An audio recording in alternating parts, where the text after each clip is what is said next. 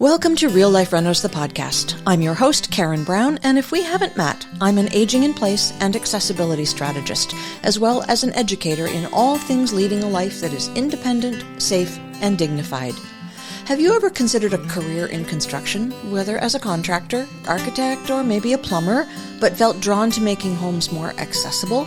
If so, this episode is for you.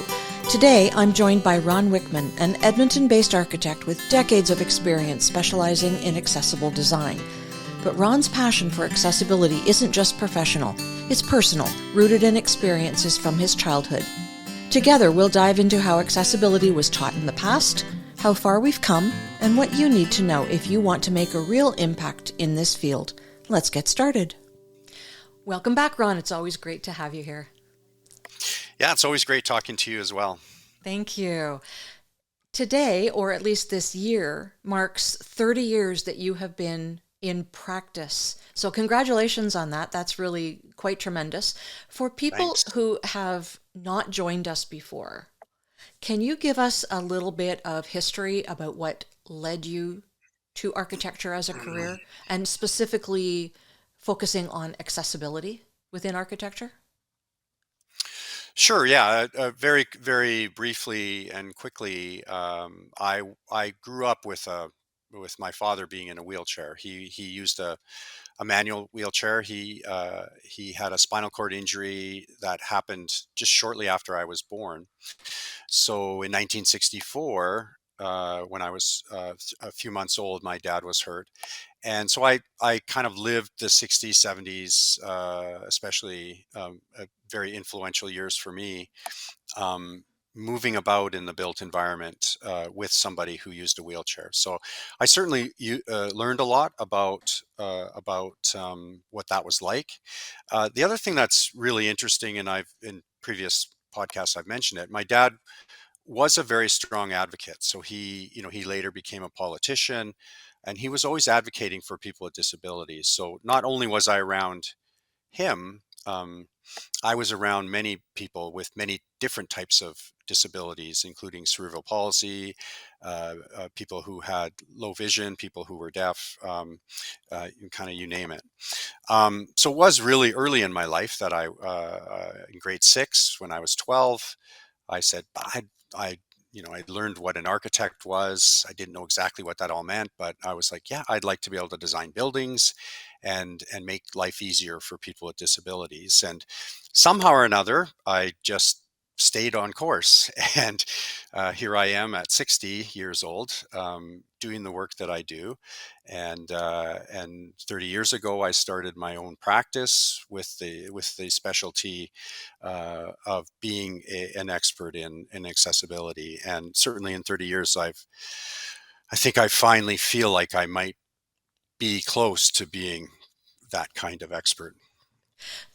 Very good point, because accessibility was not taught in school.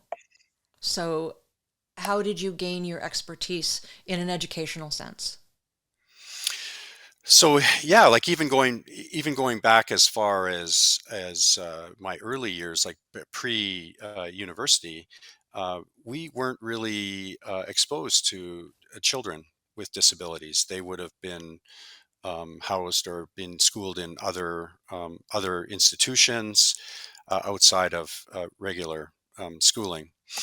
Um, and so when I was in high school, I started investigating what I would need to do to get into a school of architecture. So my research showed me that there was not a school of architecture in Edmonton. So I knew that I had to go somewhere else.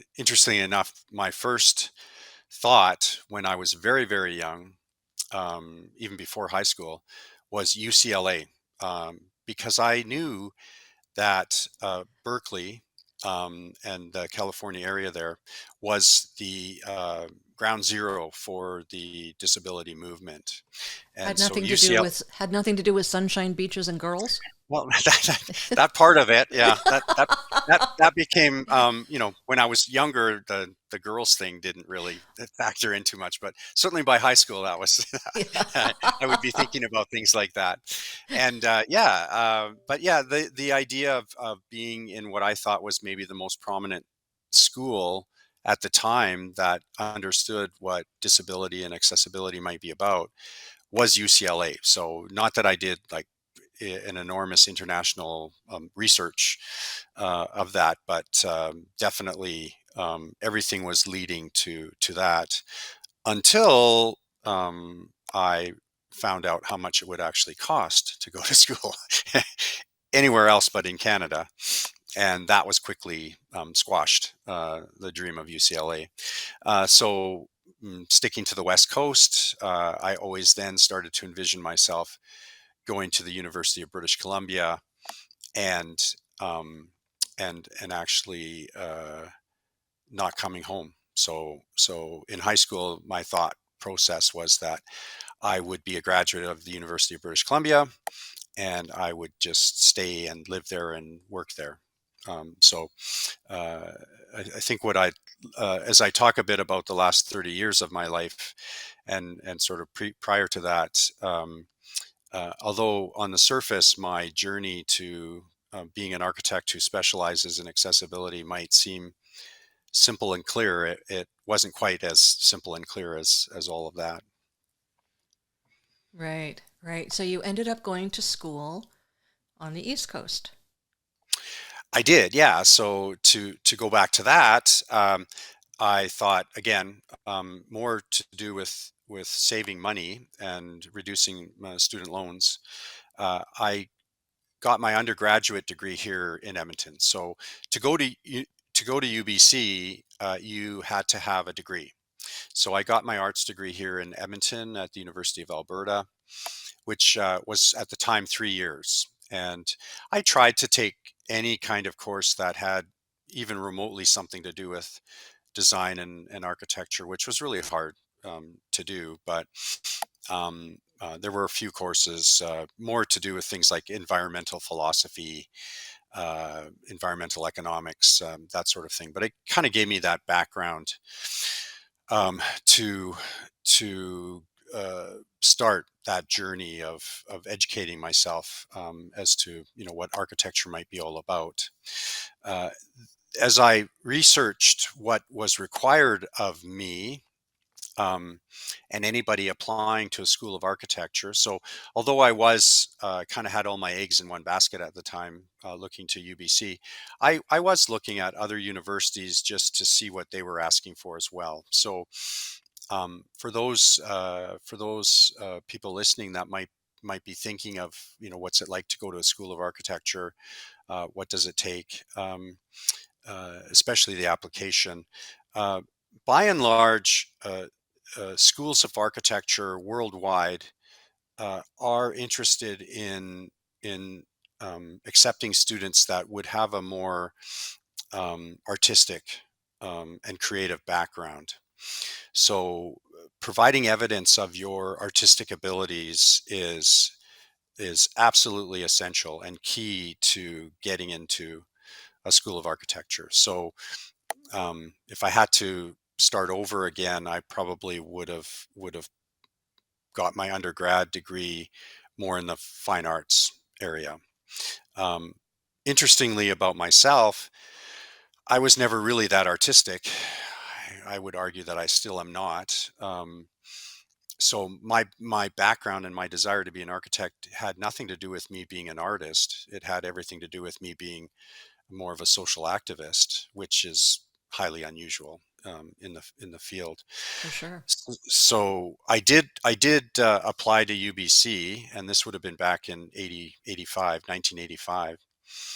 And a mentor architect of mine here in Edmonton at the time mentioned to me that the school was threatening to close down, the School of Architecture, and that I might be wise to apply to some other schools. Very last minute, I did send an application into the University of Calgary, and it was certainly my um, misunderstanding and sort of being naive about the whole process that when I spoke to somebody at the university, they said, well, we'll send you a package and you fill it out, which was essentially just kind of a little bit like a resume, I guess. You just had to show your marks. Did you have any past experience working in an office? Um, but what was one thing I learned is you had to provide a letter as to why you wanted to go to that particular school. So all the universities did this. Why do you want to go to our school, and why do you want to be an architect? And in the case of the University of Calgary, the portfolio is what we call a collection of our artistic work. Um, the portfolio was optional, which um, in on paper it says it's optional. In reality, it's not. You had to provide that, so I didn't. And so again, on paper, my application to the University of Calgary was rather poor. I didn't have high marks. I didn't have work experience. I had no portfolio. All I had going for me was I was passionate about why I wanted to be an architect. My rejection letter from Calgary was not subtle. It was, you're not accepted, and based on what you sent us, we recommend you don't ever reapply. So, so I'm not trying to say Wow. I'm not trying to say anything negative about the University of Calgary, and I have a bit of a relationship with the university, um, but but honestly, for me at the time, um, I it just it if nothing else, it pushed me to just become an architect so I could go to that school and lecture and read the letter, which I never kept. You should have, and you should have You know, framed I, it. I mean, in hindsight, right? I feel like yeah, I've always wanted to. And then, the time that I did do a lecture at the university, I explained the story, and I'm not trying to be bitter or twisted about it. I just think it was interesting, because I do think that by and large, any school of architecture anywhere in the world is just not pushing the agenda of accessibility in any way other than, it's a code issue, and you should care about it as a human being. But they don't even have the professor skill set to really help students understand what accessibility is truly about, right? So Right. worldwide, if you want to get into the design of accessibility, right now, it would be more industrial design institutions that would you'd be better served. But I wanted to be an architect. I wanted to look at the world more globally in terms of our urban environment, how we build cities, how we build communities, not just how we build a house, but how everything is a collection that is interdependent on everything else, right? So Right. it's fine that as somebody who's disabled, could live in a house, but what if your community is not accessible? What if you can't get to the rec center? What if you can't go shopping? What if you can't do this or that? Can't even go to work? Can't access public transportation?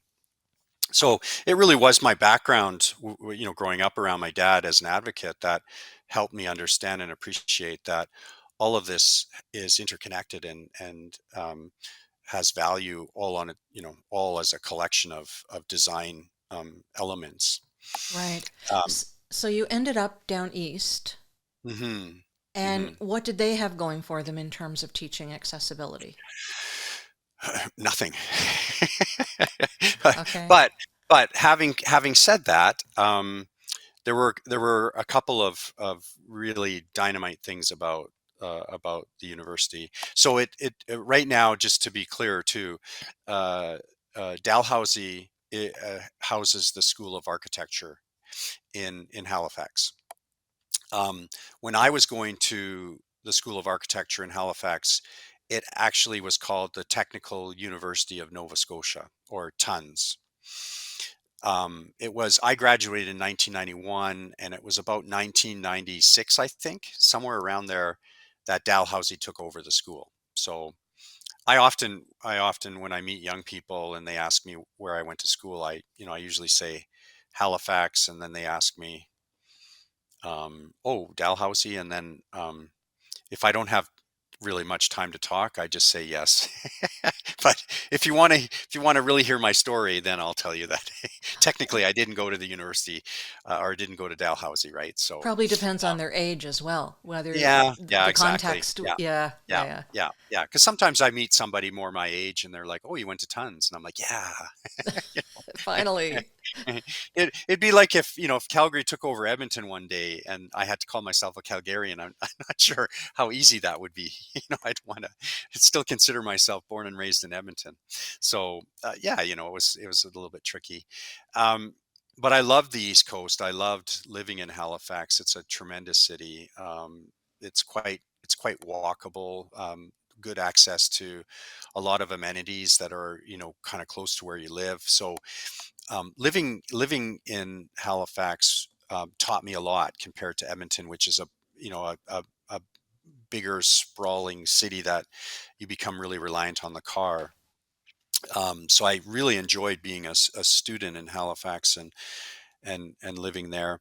The school also has a work program, so it's a 4-year program, but it's 3 semesters a year rather than two. So technically, in 4 years, you're doing 5 years of university, but one of those years would be spread out in two work terms. So a 4-month work term and then an 8-month work term.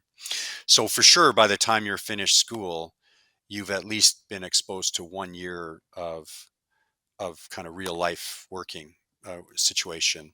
And the Right. university has tremendous access to different parts of the world, previous graduates and so on. So you could find yourself in Norway or the Bahamas, or wherever there might be a potential to get work elsewhere. Is it And still set up that way? Like for it anybody is. who's Yep. looking to go to Yeah. architectural school now? Yeah. Yeah. It's Yes. still it's still it's still that way. Waterloo, it has a similar program, uh, and I think those might be the only two. I definitely could be wrong about that, but I do remember Waterloo having a work program as well. Some of the schools will take you straight out of high school, like Waterloo again. Um, yeah, so you get many applications. I think at the time that I applied, I'm sure it's probably higher today, but 1 in 4 in for the University of Halifax, or sorry, Tons, you had a 1 in 4 chance of getting in, and so there were quite a number of people that applied, and I look back at that time and I think to myself, somebody read my very passionate letter, because that's really all I had going for me, honestly. um, was a letter that said, I want to be an architect because I want to make the, you know, I would say I'm trying to make the world better for people with disabilities, but really the argument I'm trying to make, and I've always tried to make, is I'm just trying to make the world better for everybody. And if we can make it better for people with disabilities, then everybody else is just going to benefit from all of that, right? So Right. um, it's part of my issue today really is that I'm sometimes pigeonholed into this, like, disability advocate or disability, expert, and sometimes I'm not taken seriously as an architect and designer and urban planner and community planner. But I really Right. I really care about the environment. My work is very focused on sustainable issues and so on. So it's not just about ramps and accessible bathrooms, right? So Sure. But yeah. given that the school, tons, had nothing going for it in terms of teaching accessibility, how did you learn that piece? Other than your own personal experience, I mean, how would a young person who wants to go to architectural school for similar reasons, wants to get a handle on accessibility, how would they do it? Um, yeah, for me, uh, I obviously my professors knew that this was an important issue for me. Unfortunately, at the time, I just kept getting told, well, one day you'll be out there working, and they have building codes and standards and all of that. But in the meantime, you know, you can try to bring to the table whatever you can, but we're probably not going to really, these weren't words directly out of my professors' mouths, but it's just not something that'll get talked about, right? So that became very clear to me as every time I designed and presented my work. The issue of accessibility just never really got much attention, right? It was just like, well, I made these decisions to make sure that somebody like my dad could actually get in the building and move about, and they wanted, the discussion was more around the architectural idea, the use of light, ideas about spatial materials, and frankly, a lot, maybe, and I again, I'm sharing my thoughts and so on. So I loved going to architecture school. I love being an architect. I think I can be critical of some issues without sounding like I'm bitter or something like that. But schools of architecture really do promote concepts around how you present your idea. So drawings, models, today 3D sketching, the way that you're able to demonstrate and show your architectural ideas is critical. And that's why I say the art aspect of being an architect is really pushed in schools of architecture. So definitely people that were getting higher marks and so on were the ones that had these outstanding visual presentations, right? And so I could do that as well, maybe not to the same extent as some of my classmates, but um, it always bothered me because I kept thinking about uh, our other senses and how we use our other senses to experience a building. And in school, it's really hard because we don't often get to go through existing buildings. We don't get to build what we designed, right? So it's all kind of conceptual. So the visual really is pushed, and then of course that goes out into uh, the real world, so to speak. And again, the architects that tend to be celebrated in magazines and so on are the ones that are really pushing the envelope, so to speak, in terms of the visual interest of the building. So I I think that I think there has been a slow progression to more and more architects understanding the sort of experiential relationship of what we design to the people who use our designs, and that's something that just has to keep being pushed. And frankly, I'm not sure how to make that happen, but it just means that professors have to have had that exposure and experience in those areas, and then they can teach them, right? Right. So in my head, I'm thinking that making something accessible doesn't also mean making it something other than beautiful. Correct. But And it's got to be part of that design process right from the beginning, right? Not an add-on. they don't teach it. No. I mean, it's just not even in their sphere. So how would somebody going to school now understand the needs around accessibility? Would they have to do um, continuing education on their own? What would they do? Uh, yes, yes, some more continuing education on their own. Um, they one thing that's always worked well for me, and again, it's just part of my culture and the way I was raised, was always volunteering for with various groups, pushing for greater accessibility. So even at a young age, I was part of that. And so even while I was going to school, I was part of various groups related to, let's say, spinal cord injury or spina bifida or cerebral palsy. So I just try to get myself at a table where I could hear other people talking about, what are the issues, and and what can we do to, make things better. I would try to take advantage of any uh, extra courses other than my design courses to again learn more. So we took other classes that related to other aspects of building design, um, in terms of, let's say, heating and cooling a building, structural systems, that sort of thing. Of course, it's really hard to build accessibility into all of that, but I was just always thinking about my designing through an accessibility lens. And at the time, um, yeah, I guess we always wish we knew then what we know today, but I didn't. So uh, I would try to get as much as I could out of my professors, but often it was, looking back at it, it was hard because they didn't have the experience that they could sort of steer me in the right direction or say, hey, you should go talk to these people or those people.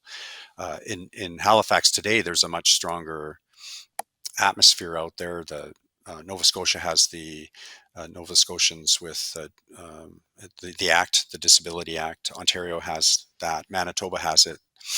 Um, Alberta does not. Uh, but you have more access now to these sorts of things. There's student student initiatives that can get involved in things like Habitat for Humanity, which is just building homes, but sometimes it relates to accessibility as well, or other community initiatives that might bring more attention to it. But it just means you have to go over, above and beyond your normal class routine and find ways to educate yourself, right? So, what I'm hearing is that if somebody wanted to go to school to be an architect and they had um, a very keen interest in accessibility, they would take the lessons, for instance, when they're learning about how to design entrances, and in their own heads, they're thinking about how that might be applied to be an accessible entrance. Or if you're talking about vertical transitions, same thing. You can learn about that stuff, but then you have to in your mind formulate how that might be applied in a situation that requires accessibility. Is that right? So you'd have to really be a Mm. self-starter and somewhat of an entrepreneur. Yeah, yeah, you do, in your own way. And the other thing too, that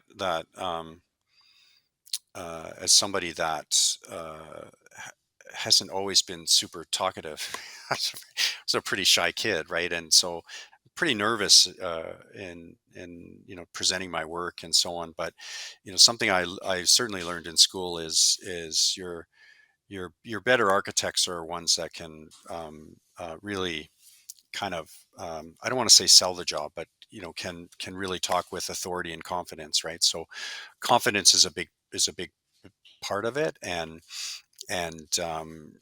you have to kind of be able to um, bring that to the attention of the professors, and a lot of the professors would take an interest in things that you were interested in if they could sort of really latch onto your passion for it, right? So it took me a long time to sort of gain that. And there, by the time I finished school and I was working on my master's thesis project, I had found a couple of the professors that tended to be more helpful in the area that I wanted to be in. But again, when I was going to school, we hadn't started computer technology yet, so there was no computer drafting. Everything was hand drafting. There was no internet or anything like that. So it was really hard to like search things out, right? So you go to the library and you'd find books, and there wasn't a lot of information out there to find. Nowadays, it certainly from a research point of view, if you want to take the time, you can definitely do that, right? Like there's a lot of information out there, um, and there are way more experts out there too. So uh, don't hesitate to try to reach out to people. I get I get lots of uh, uh, calls, emails from students that have heard about me, and they're reaching out to me from different parts of Canada and even beyond Canada, right? So students might have heard my name, or they did a search and they saw an article I wrote, or a podcast I did, that kind of thing. And so I would have just done it differently. I would have tried to find phone numbers and phoned places like Hong Kong.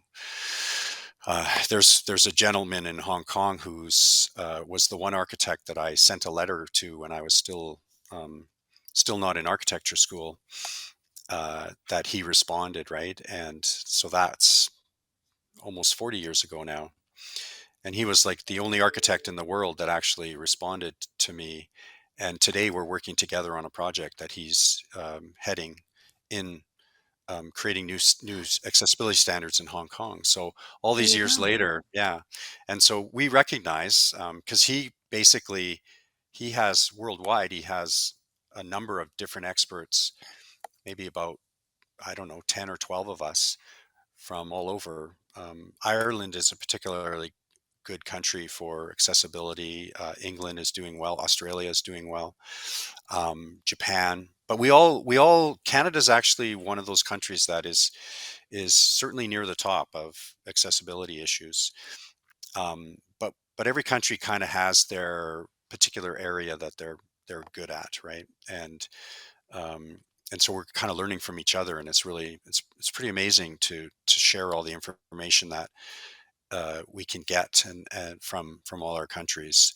So all these years later, I'm really finding that quite powerful. And if you were a student and you somehow figured out a way to tap into something like that, that would just be like gold for you. Um, Right. So it- all you wannabe architects out there, be entrepreneurial and be bold, yes, absolutely. Yeah. right? And the Yeah. same is true of trades. I know that you and I both spend a fair amount of time on any given project educating different trades about accessibility and why it matters and do this, not that, because they don't teach it in trade schools either. That's right. That's right. They Yeah. didn't then and they still don't. Yeah, we've certainly, for myself, it's probably easier in this day and age. But again, a lot of the trades are pretty seasoned, and they've been around at a time when accessibility just wasn't really thought much of, right? So it's certainly a challenge, and it's something that every job that I do and work on, I I try not just to tell the trades what to do, like just put the grab bar here. I tell them why the grab bar's there, and I try to explain how putting the grab bar there, so I'll sit on a chair or something and go, look, this is somebody sitting on the toilet. This is why we put this here. This is how they would reach it. So definitely, it takes more time on my part to be part of that education process. But I just think that person installing the grab bar is suddenly another another person out there that's I've given a bit of time to, that will start sharing it with other trades and other people. Hopefully, right? That would be the intent, Absolutely. and then it just spreads, right? The knowledge just starts to spread. Understanding the So, needs of the end users. And so I always try to take advantage of the time that I have with trades and so on to educate as much as possible. I feel that one thing that anyone who is working with customers would make themselves invaluable for is being able to have real conversations. I mean, whether you're an architect or a contractor or any member of any trade, having those uncomfortable conversations about how the bathroom is used, how they want to do laundry, how they want to use the kitchen, how they want to get in and out of their house or their car, or just the why they do what they do and how they want to do it better. So boning up your customer service skills, if you will, or Yeah. you're getting rid of the shyness and being bold again and having those conversations with end users about what they do and why they do it is an education just in and of itself, Hmm. because no two people are going to be the same. Hmm. right? That's right. Yeah. You have those conversations with your clients. I know you do. Yeah. And that, that goes beyond, well, not that I have very many clients that uh, uh, don't have disabilities, of, at least one family member. So, again, almost 100% of my projects are focused on at least one person in the family having a disability. But yeah, like any project I work on, I want that feedback, right? So uh, I'm not inclined to want to tell my client, look, this is what you should do because it looks so awesome. This is like, I want to find out how it's going to work for them first. So tell me how you use the kitchen and where you want certain things, and then I'll use that to give you an effective design that functions really well for you, and I'm going to make it look pretty awesome too, right? Um, and that, frankly, that what looks awesome to one person may not be to the other. So you do residential work and you do something that your client loves, and then they go, yeah, but my neighbor came over and said that was kind of a dumb idea, you should have done it like this, right? So, or Uncle Joe came over and said, oh man, that architect doesn't know what they're doing. And so everybody has their opinions and all that kind of stuff. So if you're just relying on the visual, you'll never win, right? There's always going to be people that don't like what you've done visually. Why did they pick that color, or that texture, or whatever? um, but if your design process is always based on making it more effective for somebody that really requires that extra function. So I made this the way it is so somebody sitting in a wheelchair can reach it more easily, or somebody with low vision can see it more easily. All of a sudden, it's pretty hard for anybody to argue that that was a dumb idea, right? Because everything's about, so why did you pick that color? Well, there's color theory out there, so you try to pick a color that is easy to see. That's actually why I found this out a number of years ago. But yellow is one of the last colors that our aging eyes still sees, right? So that's why you often see yellow in our tactile warning tiles that you might see on your rapid transit, or at the top of stairs, or at curb ramps, that sort of thing.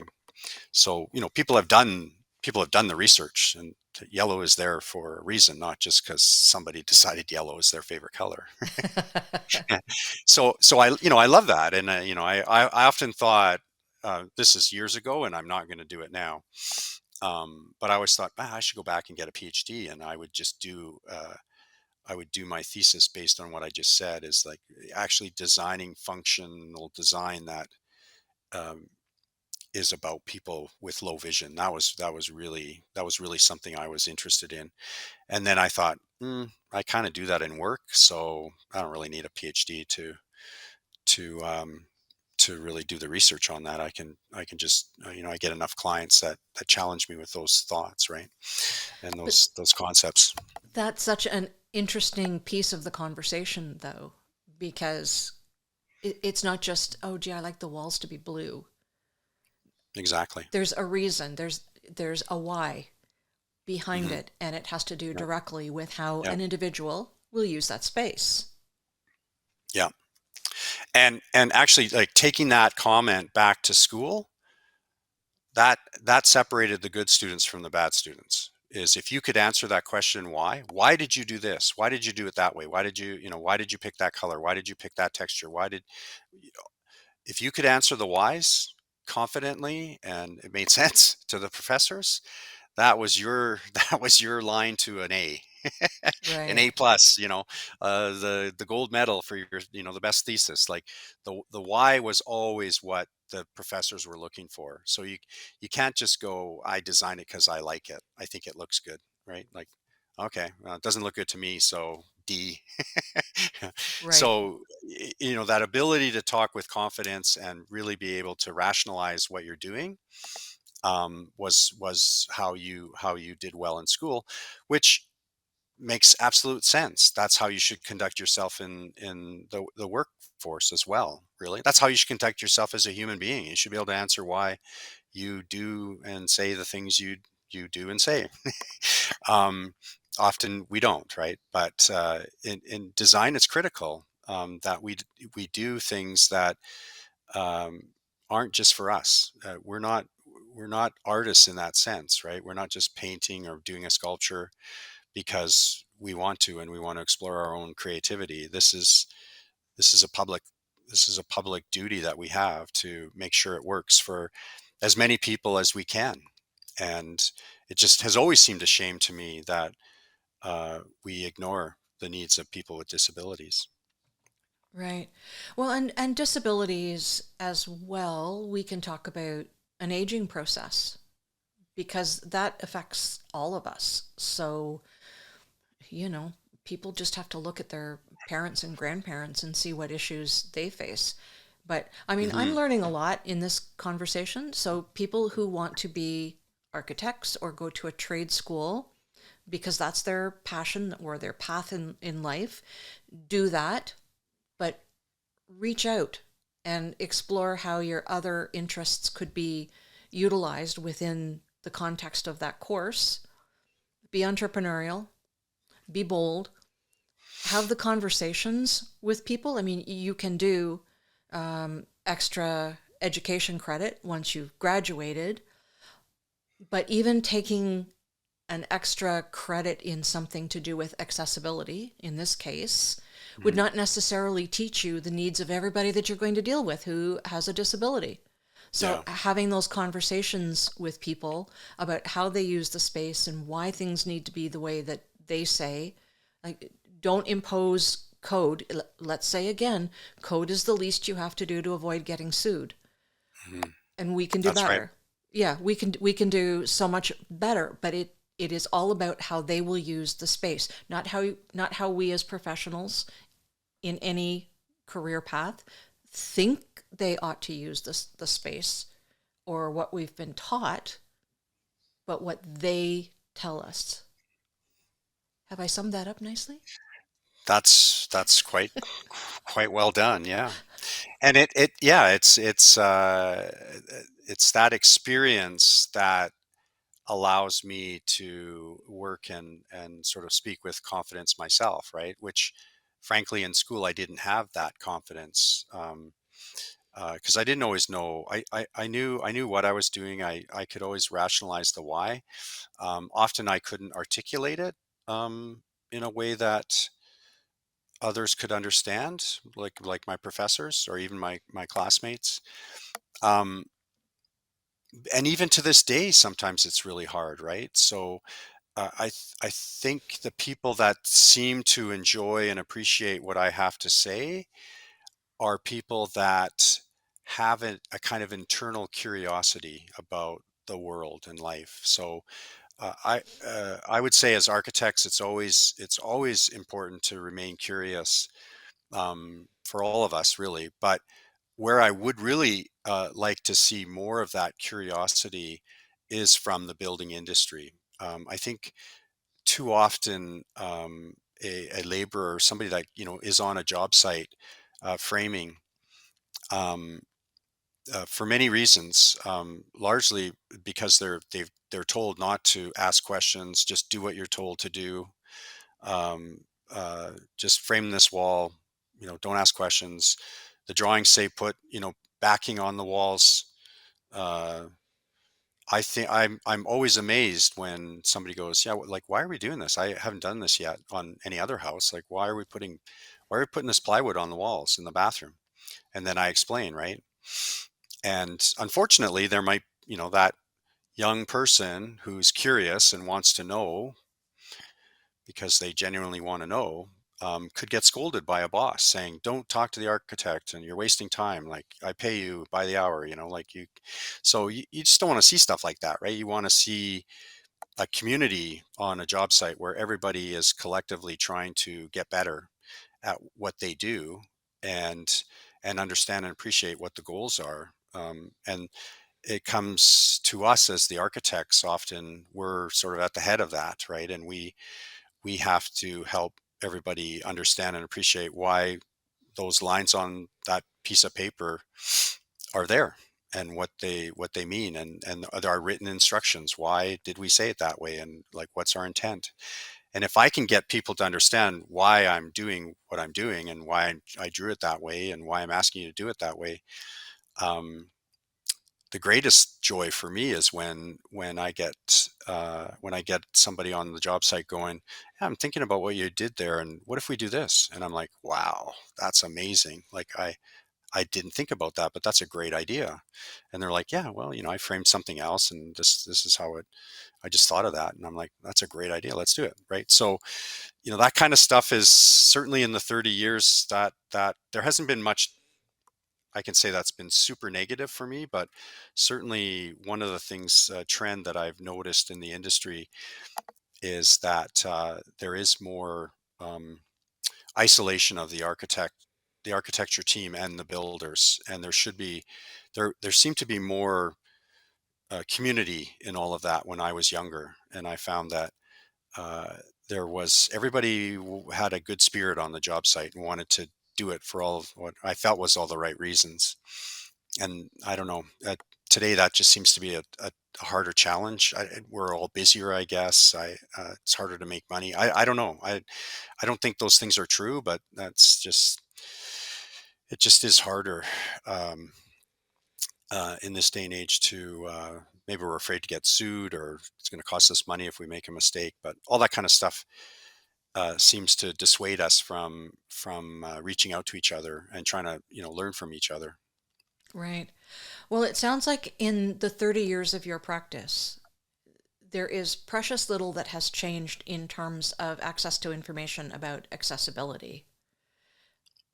What has changed is the knowledge about accessibility that is everywhere, that Mm, people can access from anywhere on their computers. You don't have to write a letter anymore yeah. to somebody in Japan or call them, but Yeah. you can reach out, Yeah. to the Rons and the Karens and the studies, the universities.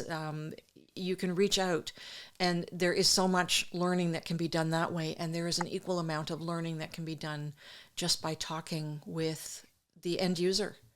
Hmm. And that's just maybe something that wasn't quite as dominant when you first went into practice. I think there's a lot of really good information in this podcast for people who are interested in either architecture or any kind of trade, and Hmm. also has an interest in all things accessibility. Before we wrap up, is there anything that you would like to say? Last words. Yeah, I think the one thing I'd like to reinforce, I've already said it during this podcast, but for those that are truly interested in learning more about all things about accessibility, um, take the time to volunteer. You'd be amazed as to how much you learn from being part of any kind of group that's out there. There's so many different groups, and I'm sure there's somebody in your family that might have, if nothing else, they're aging, but issues around low vision, hearing loss, physical disabilities, neurodivergency, if I'm saying that right, neurodivergent, different intellectual disabilities that are out there. There's just so much, and you gain more than just being, getting warm, fuzzy feelings in your heart. You gain knowledge. You get better at your own craft, whatever it is that you're doing. And if you want to make a business case for it too, um, all my volunteer hours that I've done over the years have actually, and I don't do it for this reason, but if you want to go there, I'll go there. It's gotten me work, right? So it's not just that I do this. I do it with passion, but I recognize that I meet people, even talking to that builder, that sub trade that's putting the grab bar up. I explain to that person why the grab bar is where it is. Uh, 3 months down the road, they're talking to somebody and they're saying, "Yeah, we got to install a grab bar for my mom in her house." And that person's going to remember, "Hey, I remember the architect. You should talk to him. He seems to know what he's doing.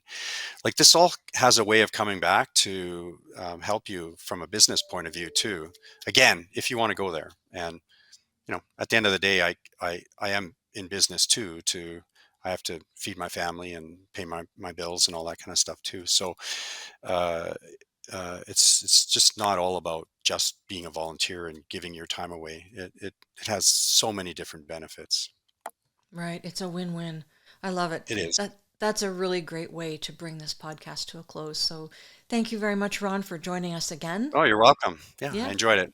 I'll look forward to the next time.